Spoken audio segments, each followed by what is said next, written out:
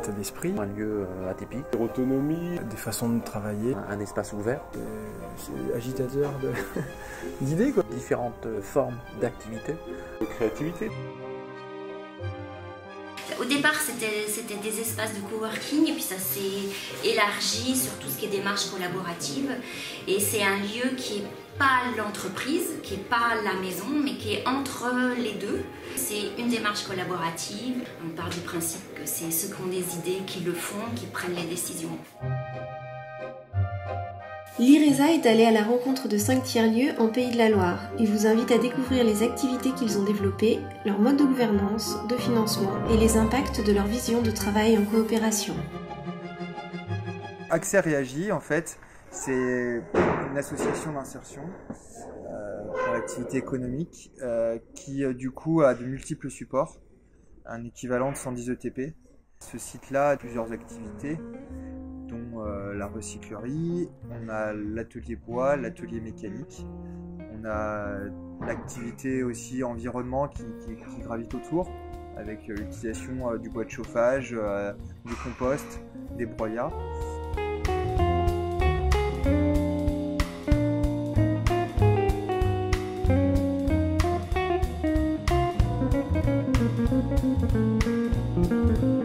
City Fleury, c'est une société de transport de personnes.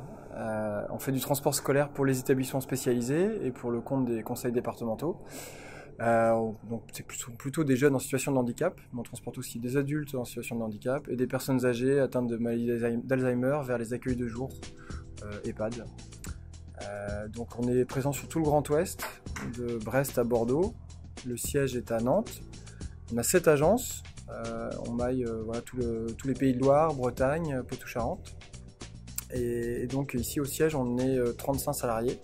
Donc on commence à devenir à l'étroit dans nos locaux.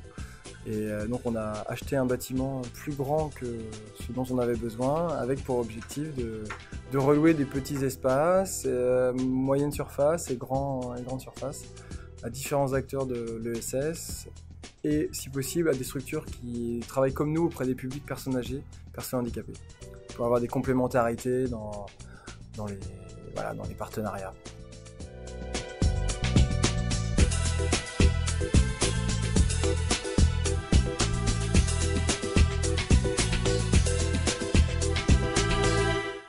Ça a été un peu long, en fait, justement en 2004 de la part de Jimmy, qui a initié les choses pour... En fait, lui, il est arrivé sur les lieux, il est sculpteur monumental.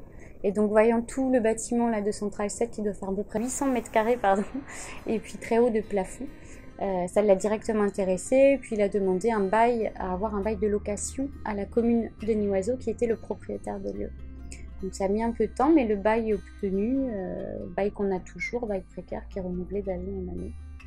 Donc voilà, et c'était quand même un peu grand pour lui tout seul, donc il a proposé à d'autres artistes de le rejoindre. Et puis c'est comme ça que ça a commencé. Dès le début, il y a eu l'envie aussi de s'ouvrir au public. Il y a 11 ateliers de travail de mise à disposition dans ces locaux, et ça correspond à peu près à 70-75 mètres carrés par artiste.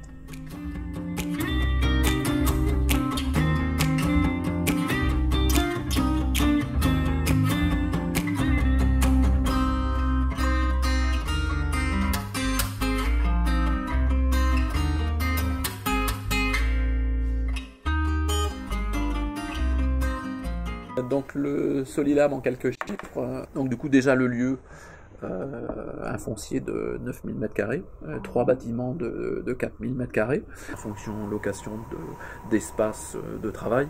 Après bien sûr la location des salles de réunion, on est d'ailleurs en train de développer cette partie-là et d'augmenter cette offre-là, puisqu'il y a un vrai potentiel, un vrai besoin, d'une part pour les locataires ici, et puis aussi pour les structures extérieures.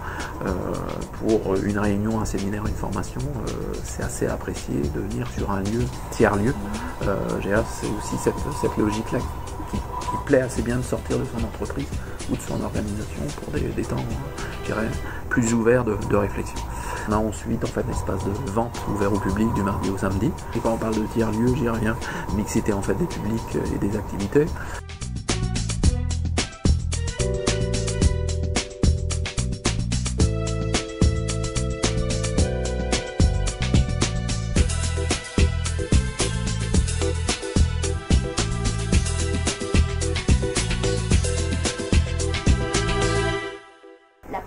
qu'on a mis en place, bien avant de mettre en place le coworking, c'était de justement faire le mobilier et on l'a fait avec les habitants. Il y a presque un an maintenant, l'ouverture de l'espace aux coworkers. Donc on a un certain nombre de gens qui ne sont pas forcément du tout dans le numérique. On a un apiculteur qui vient pour faire sa compta parce que c'est un truc qui barbe, faire ça tout seul chez lui, de faire ça au milieu des autres, mais voilà, c'est déjà beaucoup plus sympa. Voilà, c'est très disparate, différent, et on pense que c'est justement ce croisement de gens qui, a priori, n'auraient pas à travailler ensemble qui va faire que des nouveaux projets vont se mettre sur pied.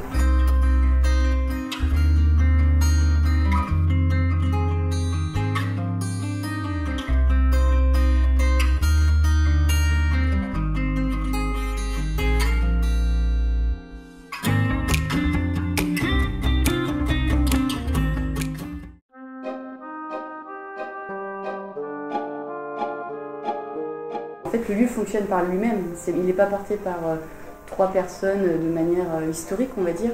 Les appellations en fait du lieu, c'est parti en fait du fait que le réseau Ecosoli en fait association, on a nommé en fait le nom du lieu pour que les uns les autres s'approprient en fait le lieu. On est aussi beaucoup dans l'accompagnement à la structuration du lieu, c'est-à-dire qu'il faut se poser des questions sur qu'est-ce qu'un lieu géré de manière collective, quel cadre on met, quelle organisation. On a pensé la dimension réseau et on s'est dit on monte un premier proto ici, voilà, on voit comment ça fonctionne. On a cherché un nom, on a retenu en fait le Solilab pour donner en fait une vraie identité au lieu, au tiers-lieu. Et après on avait besoin d'avoir en fait une vraie société de gestion, d'exploitation économique du lieu en disant c'est bien l'exploitation du lieu. On ne l'a pas fait n'importe comment, on a fait une SIC, ça s'appelle Ecosimo, qui est avant tout l'outil de facturation, mais qui n'est pas un outil de communication. La gouvernance c'est difficile, parce qu'en fait c'est le conseil d'administration de Titi Floris qui fait la gouvernance, donc il faut être associé ou administrateur extérieur désigné par l'Assemblée Générale. Voilà, donc on est dans la co-création du lieu et dans la co-création du réseau, en fait. C'est vraiment ça l'essence de base de ce type de projet, en fait. Le fait aussi que Central 7 est un peu comme un tremplin, les gens passent, donc comment est-ce que on prend en compte aussi ces notions de transmission, de se dire le lieu, on a 2 salariés, mais le lieu est géré par les artistes, le CA est composé des artistes qui passent, qui ne sont pas forcément du coin. Dans le projet initial, à la fois architectural et à la fois de concept, on n'avait pas en fait la volonté d'avoir en fait un lieu d'orientation, d'information et logistique du quotidien, mais n'empêche que la réalité d'une activité et des services, à un moment donné, en fait, on a un loyer tous les mois, en face on pèse aussi les services, et donc de ce fait-là, on a une responsabilité. Donc il y a des règles. C'est pas ouvert 24/24 en fait ici l'accueil, mais n'empêche qu'il y a besoin d'avoir en fait un minimum de services, d'orientation. C'est un lieu de travail, donc en fait le but est que chacun puisse développer son activité comme il l'entend, en sachant que nous on met à disposition des ressources, en plus aussi du fait qu'on soit un espace de diffusion. On a 50 adhérents sur le lieu. On est une vingtaine à venir coworker de manière encore un petit peu ponctuelle et épisodique. On n'est pas ouvert toute la semaine. Voilà, on n'a pas une permanence ouverte tout le temps. Ceux qui viennent très régulièrement, ils ont la clé. Donc voilà, il y a nos heures qui leur conviennent. Pour le moment, on essaye d'être là, présent tous les après-midi. On essaye qu'il y ait quelqu'un pour que voilà, si les gens arrivent, passent, ça puisse être ouvert, on puisse les accueillir. En fait, on n'a pas de vision de long terme. On essaie de l'avoir un peu, mais quand même ce conditionnement des financements qui ne sont pas assurés crée quand même quelque chose de stressant, même pour des salariés. C'est pas évident d'être sur des projets où on ne sait pas l'année d'après ce qui va se passer, mais je pense que c'est aussi le moteur du lieu, c'est-à-dire qu'on ne sait pas dans 10 ans le lieu sera comment, et personne ne se projette dans 10 ans. Je pense du fait du fonctionnement du lieu, on est toujours dans une construction. Nous, ça fait 5 ans, on remet toujours en question comment on fonctionne.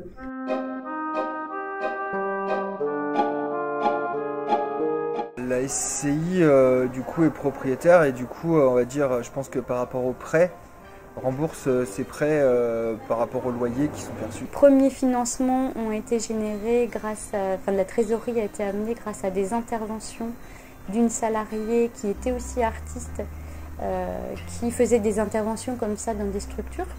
donc qui permettait de créer de la trésorerie pour l'association. Et puis on a eu des aides publiques, le Pays Segréen avec le département de Maine-et-Loire. Et puis en 2012, on a été conventionné avec la région Pays de Loire. On a des pistes aussi plutôt de mécénat, de fondation, ce qu'on va chercher.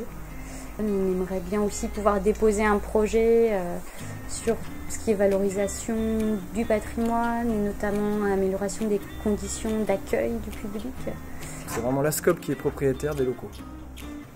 Et donc c'est la SCOP qui reloue les espaces. Actuellement, on rembourse 150 000 € par an d'annuité et on reloue pour 75 000 €.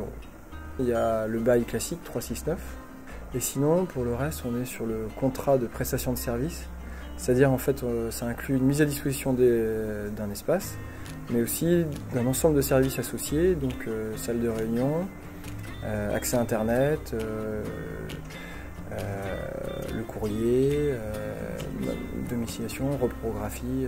Pour nous, c'était une évidence de suivre et d'accompagner le projet de coworking du village Factory. Ils ont présenté leur projet un petit peu fou, mais tellement actuel et intéressant. C'est aussi du temps d'échange en participant à la vie du village Factory, en participant à des réunions par exemple. Ça nous met en relation aussi avec des professionnels qu'on peut accompagner sur différentes thématiques bancaires, sur des conseils, etc. Avoir un accompagnement professionnel, parce que souvent, c'est ce qui nous explique, on va voir sa banque quand on veut racheter une société et on n'a pas le réflexe d'aller voir sa banque quand on lance une société. Le fait qu'on ait déjà des locataires intéressés au moment de l'acquisition des locaux, c'était indispensable au niveau du dossier de financement, de montrer la viabilité et l'intérêt de futurs locataires. On doit être à 410 000 € de chiffre d'affaires, donc en 3e année de fonctionnement. Et là, assez fier de dire qu'en fait on est au-dessus du prévisionnel. Donc ça veut dire que ça répond bien à un vrai service, à un vrai besoin. Donc on va dire en fait les loyers permanents, c'est 2/3 de l'activité. Le comptoir ensuite, et avec les locations ponctuelles, événementielles et salles de réunion, c'est à peu près aussi de l'ordre de 50 000 € chacun. Il reste après les activités annexes, que sont les droits de place des restaurateurs, que sont la location du hangar, que sont l'espace pépinière.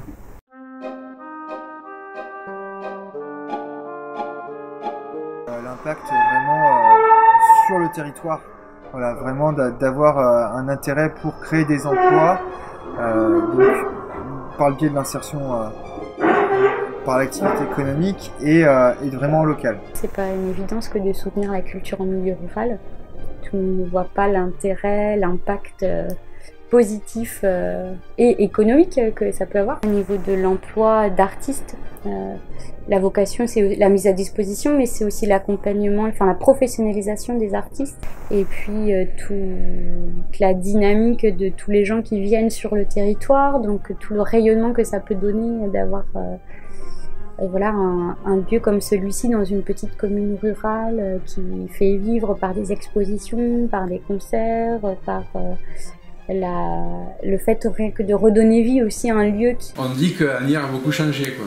Parce qu'il y a eu une animation qui s'est créée et il y a beaucoup d'associations avec des vocations assez différentes. Hein. Voilà, tout ça, ça fait que voilà, les gens maintenant ont des points de chute, quoi. En termes de localisation, nous, stratégiquement, commercialement, c'est par rapport à d'un point de vue opérationnel aussi, c'était vraiment une bonne place. Il y a du parking et puis au quotidien, en fait, c'est la possibilité de pouvoir s'entraider, quoi. On n'est quand même pas tout seul, donc en fait, quand on a besoin de quelque chose, on est aux côtés aussi d'une structure qui est quand même installée et bien organisée. Sur une année, on va travailler avec une vingtaine de structures. Et voilà, très variées, écoles, de temps périscolaire aussi, des structures hospitalières, enfin, pas mal de choses très différentes de projets. En termes de visibilité, c'est vachement intéressant. On n'a pas besoin de faire des marchages, les gens viennent à nous. Le lieu a permis en fait de pouvoir apporter en fait des services, je dirais un bon marché, accessible en fait à des TPE de l'USS. C'est plus de 100 structures et c'est plus de 200 personnes en fait qui travaillent ici en continu. Notre bénéfice, on le réinvestit dans de l'action, dans de la croissance et dans de l'embauche. Voilà, on On recrute très régulièrement chez Titi. Notre chiffre d'affaires, on est passé de 9,5 millions à... On va faire 17 millions cette année, en 2 ans. Donc là, on est vraiment sur des fortes croissances. Dès le début du mandat, en 2014, on se dit c'est pas possible que cet endroit reste fermé tout l'hiver et que le village soit mort l'hiver. Du 1er octobre au 31 mars, c'est l'association qui gère le café. Et les gens, quand ils n'ont rien à faire, quand ils veulent rencontrer quelqu'un, ils vont là-bas, ils savent qu'ils vont rencontrer quelqu'un. Nos clients, quand ils nous choisissent, ils font une bonne action vis-à-vis de l'ESS. Et les fonds ne vont pas dans des holdings situés en Belgique ou en Suisse, ou dans un autre paradis fiscal. Nous, voilà, on développe de l'emploi sur les territoires et on crée des projets. Quand on a fait notre assemblée générale au mois de janvier, on a dit aux gens qu'est-ce qu'il vous faudrait.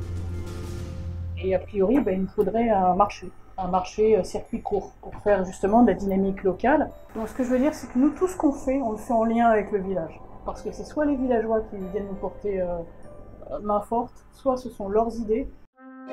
3 mots-clés, plein d'avenir, c'est 3 mots. Dynamique. Un lieu de vie. Mutualisation. Un incubateur de ruralité. Valorisation du produit. Projet. L'expérimentation grandeur nature. Citoyen. Riche de rencontres. Convivialité. Des partenariats. Et puis réalisme économique. Les tiers-lieux apparaissent comme des espaces éphémères d'expérimentation sociale où s'expriment de nouvelles formes de travail collaboratif et de gouvernance. Ils vivent au gré des rencontres, des désirs de coopération, des projets partagés et des identités communes construites autour d'un lieu.